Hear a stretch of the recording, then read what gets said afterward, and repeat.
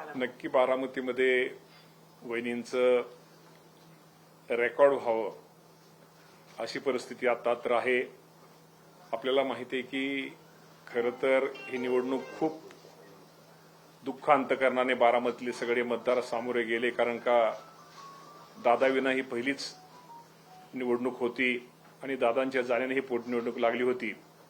परंतु दादांना एक श्रद्धांजली वाहण्यासाठी की जे काम या राज्यामध्ये दादांनी खूप राज्यासाठी काम केलं, बारामतीसाठी केलं आणि बारामतीच्या मतदारांनी हा कौल वहिनींच्या रूपानं दिलेला आहे. निश्चित प्रकारे वहिनी दादांची स्वप्न, दादांचे विचार, दादांची शिकवण, दादांचा एक आदर्श घेऊन बारामती बरोबरच राज्याचा निश्चित प्रकारे विकास करतील, हे राज्य पुढे नेण्यासाठी प्रयत्न करतील. या निवडणुकीमध्ये या राज्याचे मुख्यमंत्री देवेंद्र फडणवीस साहेब असतील, उपमुख्यमंत्री एकनाथजी शिंदे साहेब असतील, सर्वच महायुतीच्या घटक असतील आणि विरोधी पक्षाचे सुद्धा सर्वच पक्ष असतील. या सर्वांनीच सुनेत्रा वहिनींना जे सहकार्य केलं त्याबद्दल मी एक दादांच्याच वहिनींच्याच एक महायुतीतला एक घटक या नात्यानं मी सर्वांचे आभार मानतो.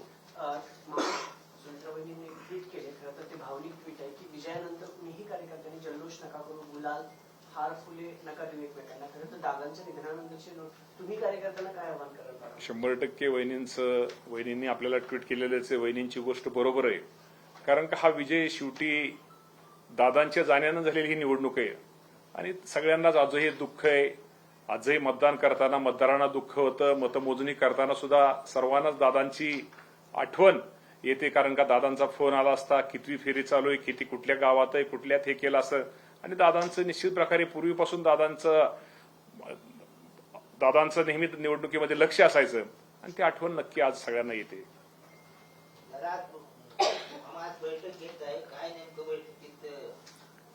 बैठक म्हणण्यापेक्षा आमच्या ही अधिकाऱ्यांची एक कार्यशाळा आहे.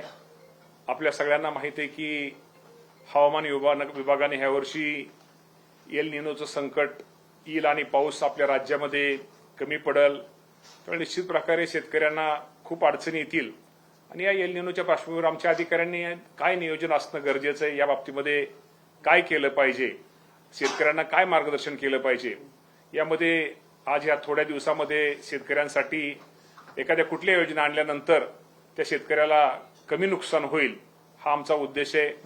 चाऱ्याचा विषय असेल, चाऱ्याच्या बाबतीमध्ये सुद्धा निश्चित प्रकारे शेतकऱ्यांनी काय करणं गरजेचं आहे, काय केलं पाहिजे, या बाबतीत आजची बैठक आहे.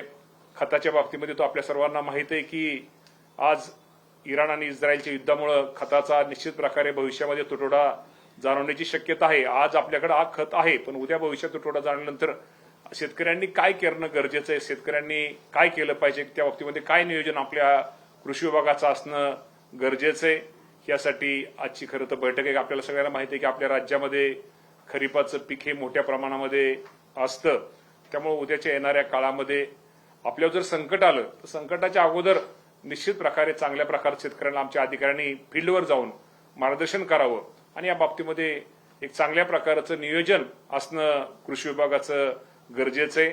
त्यामुळं अगोदरच आम्ही ती काळजी घेतोय आणि त्या निमित्तानं आजची बैठक आम्ही घेतो. कर्जमाफीची आकडेवारी सगळी गोळा झाली की बँकांकडनं? कर्जमाफीची आकडेवारी आता सगळी गोळा झालेली आहे.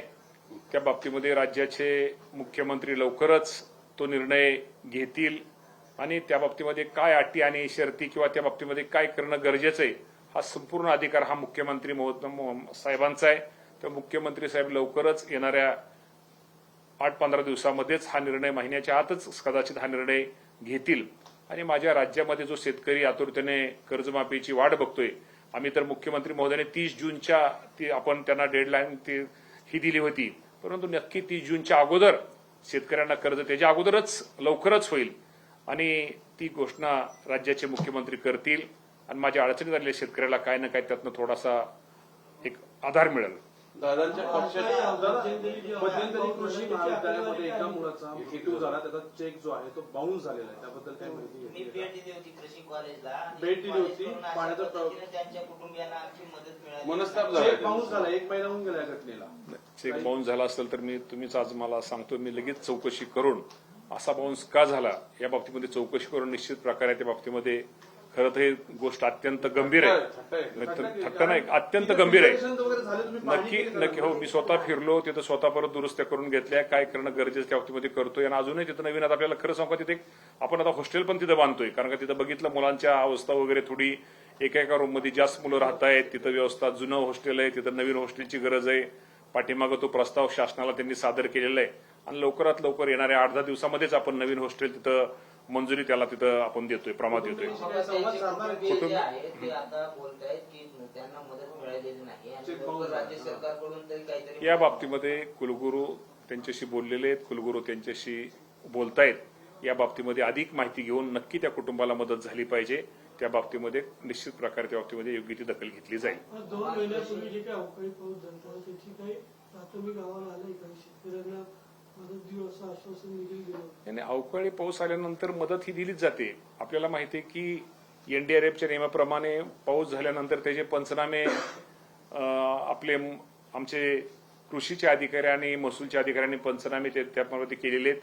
आणि जे नुकसान झाले ते नुकसान निश्चित प्रकारे त्या बाबतीमध्ये निश्चित प्रकारे माझ्या शेतकऱ्यांना मदत केली जाईल. आज कृषी आयुक्त नाहीत कार्यशाळेला. आज कृषी आयुक्त आपल्या सगळ्यांना माहिती आहे की निवडणूक, मला वाटतं त्यांना आता ह्याची जबाबदारी, आसामची जबाबदारी, त्यामुळे कृषी आयुक्त आज त्या मिटिंगला जरी नसले तर शेवटी ते ऑनलाईन असतात, ते सगळी माहिती घेत असतात. कृषी आयुक्त पण नाहीत, सेक्रेटरी पण, ते पण पश्चिम बंगालला आहेत. आमचे हे पण मला वाटतं ह्याचे पण अधिकारी बऱ्यापैकी ह्याला आहेत, परंतु अधिकाऱ्यांचा विषय हा खालच्या अधिकाऱ्यांचा विषय. त्यामुळे हे अधिकारी ऑनलाईन मिटिंग थांबतील मिटिंगला, पण त्यात काही अडचण नाही. त्यामुळे मिटिंग मंत्री घेऊ शकतो, अधिकाऱ्यांना नियोजन चांगल्या प्रकारचं करू शकतो. आणि या बाबतीमध्ये नंतर उद्या 2 दिवसांनी आल्यानंतर या बाबतीमध्ये आढावा घेतील, ते परत त्यात आपण जे सूचना केल्या त्यात अजून ऍड करतील की आपल्याला शेवटी शेतकऱ्यांना मदत करणं गरजेचं आहे. 5 राज्याच्या इलेक्शनचे निकाल येत आहेत. निश्चित प्रकारे नरेंद्र मोदी साहेबांनी जे या देशामध्ये नरेंद्र मोदी साहेबांनी जे काम केलंय आणि मोदी साहेबांवर एक जनतेचा, आता आपण असं दिसतं की देशातल्या सगळ्या जनतेचा मोदी साहेबांवरती एक विश्वास आहे. आणि हा माणूस, हे देशाचे पंतप्रधान, या देशासाठी ज्या ज्या प्रदेशामध्ये आज बीजेपीचं तुम्हाला बघतोय की बऱ्याच ठिकाणी भाजप आता आघाडी, केरळ सोडलं तर तिथं हे होते आणि तामिळनाडू, केरळ सोडलं तर, त्यामुळे जनतेने निश्चित प्रकारे हे मोदी साहेबांच्या विश्वासावरती सर्वांना मत दिलेलं आहे. पण त्यात तुमचा पक्ष कुठे आहे? बारामती आमच्या पक्षाचं आम्ही ते युतीच आहे आमची, त्यामुळे आमचा पक्षाचा विषयच नाही. आमचा पक्ष काय राष्ट्रीय पक्ष नाही. आमचा पक्ष राष्ट्रीय म्हणजे आमचा राष्ट्रीय पक्ष आहे, पण जे मोठे पक्ष आहेत ते आमचे मोठे भाऊ आहेत. दुसरं असं मामा, दादांच्या पक्षात म्हणजे दादांचं अकाली निधन झाल्यानंतर जिथे जिथे दादा अध्यक्ष होते तिथे तिथे वहिनी एक वारसदार म्हणून, राजकीय वारसदार म्हणून तिथं त्यांची नेमणूक झाली, नियुक्ती झाली. म्हणजे अगदी डीसीएम पद असेल, इतर पद असतील, पक्षातील राष्ट्राध्यक्ष पद, अगदी खो खोचंही अध्यक्षपद त्यांना मिळालं. पण काल ऑलिम्पिक संघटनेची निवडणूक झाली, जे दादांनी अक्षरशः अगदी अमित शहा पर्यंत मांडून, कारण तुमचं वर्चस्व होतं, तुमचं बहुमत होतं म्हणून दादा तिथे अध्यक्ष आले ऑलिम्पिक संघटनेचे. पण दादांच्या पश्चात भाजपने कुठेही तुम्हाला विश्वासात न घेता त्या अध्यक्षपदावर अक्षरशः ताबा घेतला आणि आता तिथे मुरली मोहोळ अध्यक्ष झाले. तुमच्या पक्षाला माहितीही नव्हतं की ऑलिम्पिकचे अध्यक्ष मुरली मोहोळ घेत आहेत. म्हणजे अशा, आणि इथं चूक नाही झाली, कारण तिथं वहिनींना खरं तर प्रोसेसनी तिथं येता आलं असतं, अध्यक्ष होता आलं असतं. ही चूक कोणाची? कोण म्हणतं आम्हाला माहिती नव्हतं? मग कसं काय झालं? मग सोडलं का? ऑलिम्पिकचं पहिल्यांदा असं, मी त्या प्रक्रियेमध्ये होतो, त्या बाबतीमध्ये असं ठरलं होतं की पहिले 2 वर्ष अजितदादा राहतील, म्हणजे 2-2.5 वर्ष दादा आणि 2.5 वर्ष मुरली अण्णा मोहोळ राहतील. आणि त्यानंतर आपल्याला माहिती आहे दादा, तर आकस्मिक दादा गेल्यामुळं शेवटी त्या जागेवरती ते जे डायरेक्टर बोर्ड आहे त्यांचं कुठलं ऑलिम्पिकचं, त्या बोर्डामधले सेकंडला मग त्यांचं मुरली अण्णा मोहोळ म्हणून त्यांची तिथं निवड, त्यांची त्यामुळे निवड झालेली आहे. आणि वहिनी खो खोच्या टीममधनं गेलेत, पण वहिनी अजून तिथं सदस्यच ह्याच्यामध्ये झालेली नाहीत. त्यामुळे वहिनीला तशी तांत्रिक थोडी वहिनींना अडचण होती. जर वहिनींना अडचण नसती तर वहिनी 100% अध्यक्ष झाल्या असत्या. मग ते करता आलं असतं ना, अडचण तसं नाही, अडचण नाही. पहिलं सदस्य खो खो नाही, खो खोच्या ह्यातनं सदस्य, त्यातनं त्यामध्ये त्या बोर्डा ह्याच्यावर झाल्या, मेंबर झाल्या. मेंबर सदस्य त्या मेंबरमधनं निवड असती, तर हे मेंबर पहिलेच आहेत. आपण एखाद्या संचालक बोर्ड करतो, एखादा संचालक त्यातनं गेल्यानंतर तिथं आपल्याला नंतर नवीन संचालक लगेच भरता येत नाही, त्याला प्रोसिजर असती. पण ही आपल्याला अर्जंट हे करणं गरजेचं असल्यामुळं मुरली अण्णा झालेत. पण नक्की मुरली अण्णा वहिनींना पुढे भविष्यामध्ये जे टर्म मध्ये त्यांचं ठरलेलं आहे, अण्णांची टर्म ठरल्यानंतर वहिनीला तिथं संधी देतील. पण वहिनींना पहिल्यांदा अगोदर तिथं सभासदा वहिनी झाल्या, वहिनींना सदस्य पण यावं लागेल. मग ती प्रोसेस का नाही झाली? एवढी मोठी पहिलं भाजपने ताब्यात घेतली, राष्ट्रवादीची होती, निम्मे वर्षानुवर्षे अजितदादा गव्हर्नर निम्मे होती. मुरली यांना मूळ ठरलं होतं. त्यामुळे आताच्या बोर्डामध्ये संचालकच म्हणजे आपण आपल्या सोप्या भाषेमध्ये संचालकच वहिनी नसल्यामुळं तिथं वहिनी आज आता होऊ शकत नव्हत्या. तर वहिनी परत भविष्यामध्ये आता सभासद होऊन वहिनी संचालक होतील आणि भविष्यामध्ये मुरली अण्णांची पण टर्म झाल्यानंतर वहिनींना ती संधी मिळू शकते. पण वहिनी होणार की नाही ऑलिम्पिकच्या सदस्य? 100% होणार. मुरली अण्णांनंतर वहिनीच होणार. मग ही प्रोसेस आधी का नाही? 3 नाही महिन्याच्या प्रोसेस असं काळ दुःखाचा काळ आहे, ह्याचा काळ आहे. आता ही प्रोसेस अगोदर करणं किंवा हे करणं बरोबर नाही आणि ते सदस्य वगैरे होणं हे बरोबर नाही. त्यामुळे संचालक वहिनींना तिथं करून नक्की वहिनी भविष्यामध्ये तिथं वहिनी अध्यक्ष मुरली अण्णांचं जे ठरलेलं दादांचा आणि मुरली अण्णांचा कार्यकाल जो ठरलेला आहे तो दादांचा कार्यकाल नक्की मुरली अण्णांच्या नंतर वहिनींना मिळेल. मी तुमचा दावा कायम आहे ऑलिम्पिक संघटनेवर? 100% होईल ना. दावाच आहे म्हणजे ठरलेलंच आहे आणि हे सगळ्या मुख्यमंत्री सीएम साहेबांसमोर सगळ्या गोष्टी ठरलेल्या आहेत. मामा, जिशान सिद्दीकींना विधान परिषदेवरती संधी मिळाल्यानंतर पक्षांमध्ये तुमच्या पक्षामध्ये अंतर्गत मतभेद आहेत अशा पद्धतीची चर्चा आहे. पार्थ पवार जे आहेत ते काही उद्योजकाच्या मुलाच्या नावासाठी आग्रही होते अशा पद्धतीची माहिती मिळते. जिशान सिद्दीकींना अचानक उमेदवारी जी आहे ती देण्यात आली. पक्षातल्या वरिष्ठ नेत्यांचा तसा आग्रह होता. खरंच जिशान सिद्दीकींना जिशान सिद्दीकीचे वडील बाबा सिद्दीकींनी पक्षासाठी खूप मोठं काम केलं होतं. ते पण तुम्हाला सर्वांना माहिती आहे की अपघाताने आपल्यामध्ये राहिलेले नाहीत. त्यामुळं त्यांचं पक्षासाठी खूप मोठं काम होतं. मुंबईमध्ये त्यांचं काम आहे. स्वतः बाबा सिद्दीकी पुण्यामध्ये फार आपल्या राज्यामध्ये संघटन त्यांनी चांगलं केलं होतं आणि आज त्यांच्या पश्चात त्यांच्या मुलाला देणं खरं त्यांनाच ते द्यायचं होतं. परंतु त्यांच्या पश्चामध्ये तो त्यांच्यावरती तो त्यांचा एक हे राहिलेलं होतं. तो क्लेम त्यांनी पक्षाने त्यांना खरं तर देऊन खूप मोठं पक्षाने त्यांच्या बाबा सिद्दीकींना खरं तर श्रद्धांजली दिलेली आहे. मामा, दुसरा असं जो नसरापूरचा नराधम आहे त्याच्या संदर्भात काल कोर्टात रिमांड करताना तो दादा खोटं बोलतो, त्याला कडक किती आंदोलन झाले? 100% असल्याला कडक कारवाई नाही, लवकरात हे करून त्यांना अशा लोकांना फाशी दिली पाहिजे. अशा नराधाम असे की विकृत माणसांना फाशी दिली पाहिजे. त्यामुळे खूप काही गोष्टी त्यामध्ये आपल्या सगळ्यांना त्या गोष्टीचा अत्यंत वेदना होत आहेत, अत्यंत दुःख आहे. दुसरं दौंडला बघितलं, एक महिला कुटुंब नियोजन शस्त्रक्रियेत तिचा नाहक जीव गेला. एक डॉक्टर एका दिवसात 97 शस्त्रक्रिया कसं काय करतो? तोही फलटणवर येतो. मग काय चाललंय चिडपीत? आता नक्की या बाबतीमध्ये माहिती घेऊन खरं तर असं तुम्ही म्हणता एवढ्या शस्त्रक्रिया एका डॉक्टरांनी केल्या नाहीत पाहिजे. या बाबतीमध्ये माहिती नक्की घेऊन त्या बाबतीमध्ये सरकार त्या बाबतीत त्याची नोंद घेऊन त्याच्यावरती करतो. मामा, एवढी गंभीर घटना घडलेली आहे, घटनेला 8 दिवस होत आलाय, तरी देखील तुम्ही या जिल्ह्याचे मंत्री असून तुम्हाला एवढ्या गंभीर घटनेची माहिती देखील नाहीये. कुठल्या गोष्टी?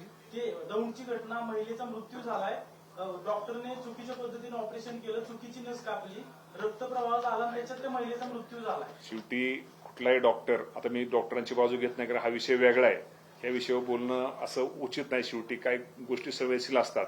या बाबतीमध्ये मी तुम्हाला एवढं म्हणतो की या बाबतीमध्ये जर असं कुठल्या डॉक्टरांनी आपण तर सांगितलं की केलेलं असेल, त्याच्या बाबतीमध्ये नक्की आरोग्यमंत्री या बाबतीमध्ये त्यांनी आरोग्यमंत्री स्टेटमेंट पण त्या बाबतीमध्ये दिलेलं आहे. त्या बाबतीमध्ये निश्चित प्रकारे कारवाई केली जाईल. बारामतीच्या आजच्या निकालानंतर बारामतीचं मंत्रीपद होतं म्हणजे आजच्या खात्यात ते मुख्यमंत्र्यांना गेल्या मध्यंतरी आपण पुण्यातच बघितलं भारतीय जनता पक्षाच्या नेत्यांकडनं शुभेच्छा दिल्या जातात ते मंत्रिपदासाठी, सहकार मंत्रिपदासाठी. खरंच भाजपचा डोळा आहे का आपल्या पक्षातल्या काही मंत्रिपदावर किंवा नेत्यांच्या याच्यावर? असं कोण बोललेलं नाही. आता खाली कोण काय बोलतं, खाली कोण शुभेच्छा देतं, याची जास्त आपण कधी चौकशी कोणी करत नाही. या बाबतीमध्ये त्याचा पण असं त्यांचाही आमच्या ह्याच्यावरती डोळा नाही आणि आमचाही त्यांच्या ह्याच्यावरती डोळा नाही. मामा, एक शेवटचा प्रश्न आहे. बारामतीच्या आजच्या विजयानंतर बारामतीचा पुढचा राजकीय वारसदार कोण असतील? मध्यंतरी जय पवार यांनी सुद्धा इच्छा व्यक्त केली होती की लोकांची इच्छा आहे 2029ला मी निवडणूक लढवावी. दुसरीकडे योगेंद्र पवार जे आहेत ते त्यांच्या विरोधात निवडणूक लढवतील असं रोहित पवारांनी सांगितलेलं होतं. आजच्या निकालानंतर पुढचा बारामतीचा राजकीय वारसदार ठरेल. बारामतीचा राजकीय वारसदार सुनेत्रा वहिनी. सुनेत्रा वहिनीच. 29 मी आता तुम्ही आता विनाकारण तुम्ही हे करू नका ना. आता सुनेत्रा वहिनी, आता सुनेत्रा वहिनी खूप चांगलं काम करतील. तुम्ही सगळे, आपणच सगळे म्हणून सुनेत्रा वहिनीने परत राहावं. येस, मी 2029ला सुनेत्रा पवारच बारामतीचे उमेदवार असतील. 100% याचा उमेदवार असतील. काय तेच असतील ना.